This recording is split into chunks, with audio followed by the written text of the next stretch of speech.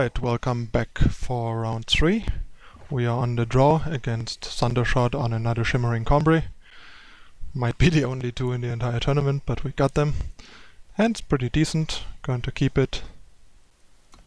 Nothing super exciting, but we got a solid curve, 3 power, good distribution, and a Flail early on if we need to. So I think I'm gonna open on Seed, most likely planning on Seal on Fire on turn 2. To set up influence for champion. It's a bit awkward because champion won't be 4, but that's actually not relevant in this matchup. It's almost good if it's not 4 on turn 3, the turn you play it, because all they have is Silence, Vanquish and Permafrost, but for Permafrost and Silence it doesn't matter, and for Vanquish it actually matters because you get a free attack in before they can Vanquish it if you don't have it set up as 4 on turn 3. Not gonna Annihilate this guy. He couldn't be more irrelevant. And we get a Champion of Chaos. What did he tell us?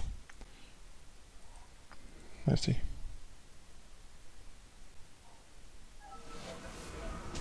There we have a good Annihilate target. And gonna Quarry. Do I want the 1 power Instigator or rather the Sigil? I think I'll take the Sigil because it turns on my champion and my 5-drop and lets me like Maiden plus Flail. I think that's slightly better. And Instigator is not super impressive in this matchup because it gets outclassed by a bunch of stuff. If it would have been a Shadow Sigil, I might have taken the Instigator, simply because it doesn't help our champion, but helping our Reaper and our champion is a pretty good deal. I have enough force that I wouldn't have minded not taking the 5ths there. Alright, so now we got our champion turned on, and I think our best plan is dropping Maiden here, attacking. See if he wants to trade, most likely not. And I am inclined to Flail this. So we get a Cudgel, because this might get silenced next turn. And it also makes it even better against his Sandstorm Titan, because then he can't even trade anymore. Next turn we can either go Reaper, Cudgel if we draw power, or Steward, Cudgel if we don't. Yeah, I expected a silence here, that's fine. Not a big deal. So this is interesting, I think.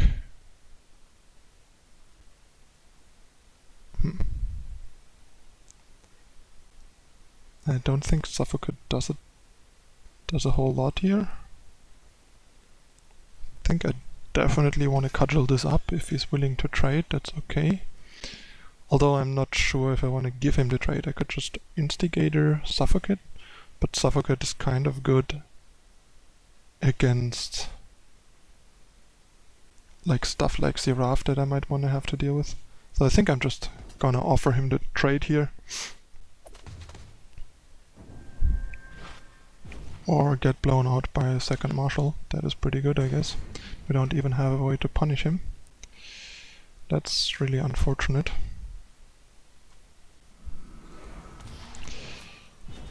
Maybe I was a bit ambitious there. Not sure if I should play around the second Marshal there. Especially because now the Titan is also gonna annoy the hell out of our Reaper. A kingdom for Vara's favor, that's all I can tell you in this situation. Another champion also does the job quite well actually. And yeah, I think attacking with this guy is pretty good here. Made a little mistake, should have played Instigator first in case he wants to like trade his 4/4 and a Marshal for it, so he takes 2 damage. But yeah, we are still in a fine position, I would say. Especially with Suffocate for potential Seraph that might cause us some trouble. And the 2 deadly units make blocking for him really hard. And kinda punishing, especially with our Instigator. Alright, so I think kind of just want to attack here, pressure him, force him to like block, and then drop a Reaper, and potentially following up the Reaper with a Maul if he doesn't have Stand Together open to kill his probably last Titan, and then be able to attack in the air with the Reaper, because I expected him to lose a Titan here. I really appreciate the free unit we got there and the tons of damage to his face. So yeah, this is not looking good for him. Next turn we can basically just chip, because we can suffocate whatever he plays, even if we don't draw a Maul activation, and if we do draw a Maul activation, it's fine. Yeah, now he just dies if we draw a power. Alright, he even is not in a good position this way, because he basically is dead going to up. 1-0, got him. Alright, gonna sideboard the same way as last time, since it's roughly the same deck. Treachery. I mean, Treachery is a bit worse here because he doesn't have the like transformational big Combrei type sideboard. But Torch is about as bad.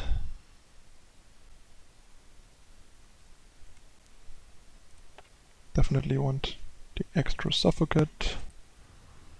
And don't want Stash, and want some strikes. And Furnace Mage. I actually don't want strikes because he doesn't have that many big units. And that seems like a pretty good setup.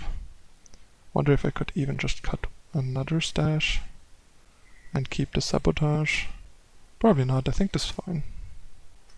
Having one Stash is decent. Alright, let's see if we can stay undefeated in games in this tournament. This matchup feels pretty good, so chances are reasonable that we actually can manage that. This hand is a bit lackluster. Don't like to see 2 power opening hands, especially on the play. But this certainly helps. And I'm gonna use this on fire, since we have more outs to draw shadows thanks to Vara's favor, and we already have a double fire card in hand. While I wouldn't necessarily want to use it this early, I also don't mind doing something with my power right now, so I'm just gonna use it. And I think I'll leave him with the Titan. So it's 4 cards. I wonder if I want to just take Talia's Favored to cripple his power. I mean, Marshall is really good against me. So yeah, I think I'll just take Marshall, especially because if we see 4 cards, there's at least 1 or 2 more power here. I mean, there's like 1 more, probably 2 more. So, that is interesting. I mean, let's say these are the 4 cards, 1 power, and 2 other cards, like maybe a power and a spell.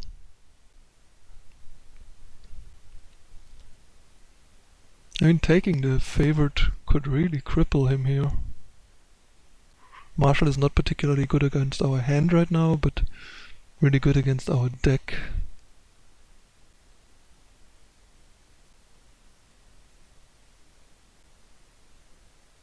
I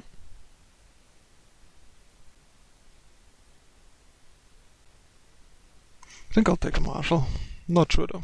There's definitely an argument to be made for taking his Talia's Favored. Then again, our hand is kinda slow, so we can't really punish him too much for stumbling on power a bit. If our hand would be like more aggressive, like if I had a champion turn 3 for example, I would be inclined to play that a little different. And now the second Treachery is kind of nice in a sense to get rid of the second Desert Marshal, because we have removal for the other 2 cards. So we are in a decent spot. We really could use some action though. This is decent action. I think I'm gonna play champion here for the same reason as I did in like the first match.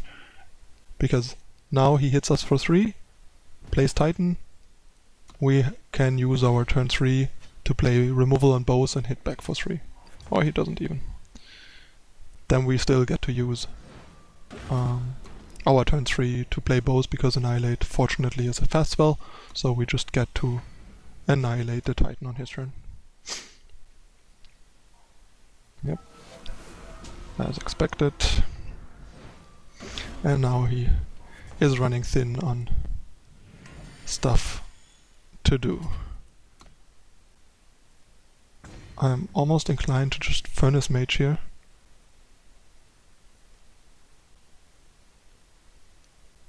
Just to pressure him, because he shouldn't have a lot of threats left, and we have Stash to get it back.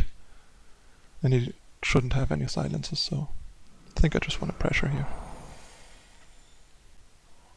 This is why Furnace Mage is so great. You can just play it like 4 power. 4 strength for 4 power is a decent rate when you're crippling your opponent.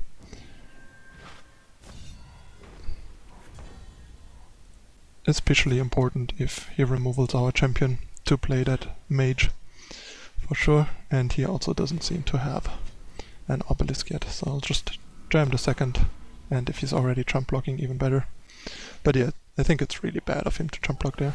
Now I just want to draw like an answer or power. That's pretty good actually. So yeah, now we are in a bit of an awkward spot.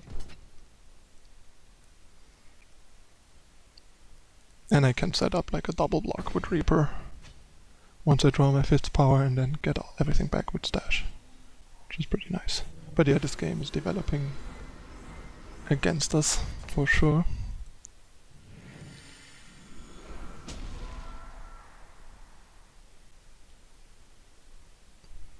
And him drawing like a million cards here is not good. Yeah, we stumbled on power for too long, and he top decked pretty well.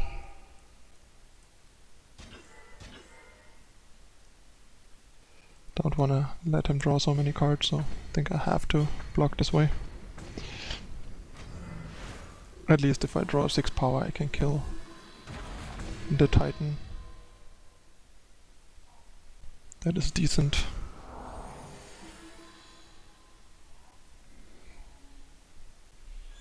And there's the obelisk for punishment, for sure. Yeah, gonna play this to double block here. But yeah, we are in a really bad spot.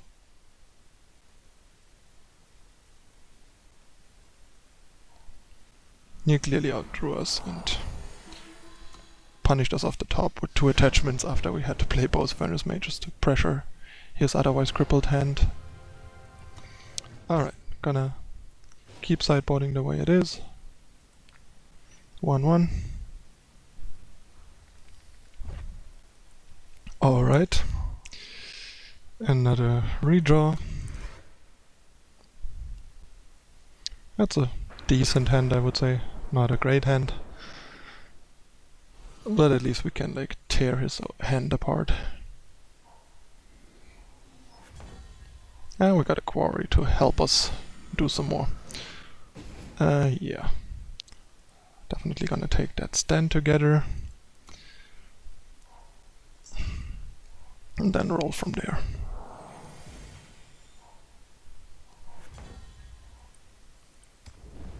Instigator into probably a Treachery over a Quarry, just to hit his like Titan and stuff that we have no out to at the moment.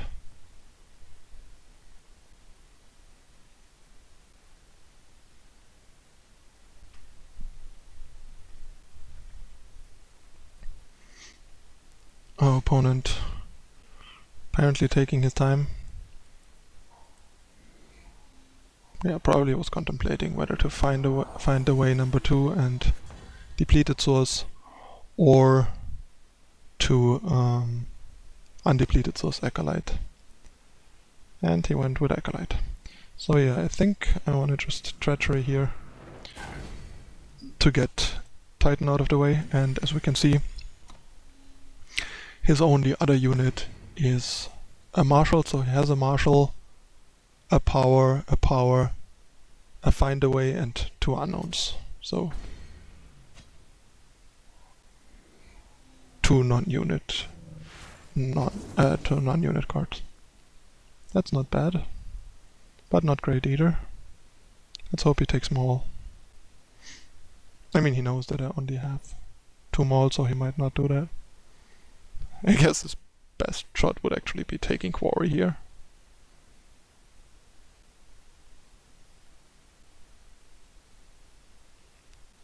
Rain of Frogs doesn't seem that impressive against me, but alright, I'll take the like tempo swing, and the 1/1s even like trade with his shitty units like Marshal, Acolyte, Scribe and stuff.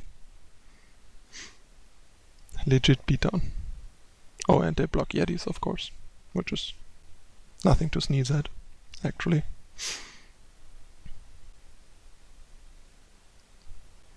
Problem is Treachery is kind of limited now, because most units that he draws off the top he will be using. So I'm probably gonna Treachery next turn, if I don't have anything better to do. Hopefully Quarry into Treachery if he doesn't take Quarry. I mean, he's probably gonna take one of the weapons. But there's a reasonable chance that he takes Quarry, yeah, he did so. That's a bit unfortunate, but we can and have to live with it. Take this, and attack. The question now is, do I wanna Flail here? I don't think I wanna do. Because now he doesn't even have like a backup unit, and he didn't draw a unit. So his hand is like 2 depleted power, 1 depleted power, and 2 unknowns. Which is very reasonable. He doesn't want to trade because he's afraid of the Flail. That works for me. Puts him pretty low. And then we can use Flail on something bigger, like kills anything now, basically. Oh, and we got a free 1/1. That's sweet. I'll take that any day. Hello. Free 1/1 actually being quite legit in this matchup. Especially in this particular game. And another one. Well, look who wandered in.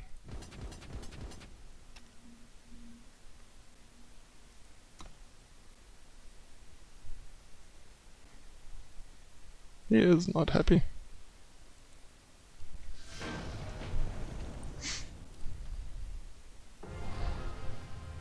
I mean, not sure how good it is to put Rain of Frogs in your deck in a game like this. Then stuff like that might happen. Alright. That is round 3. We are 3-0, lost 1 game in total so far. Stay tuned for round 4 soon.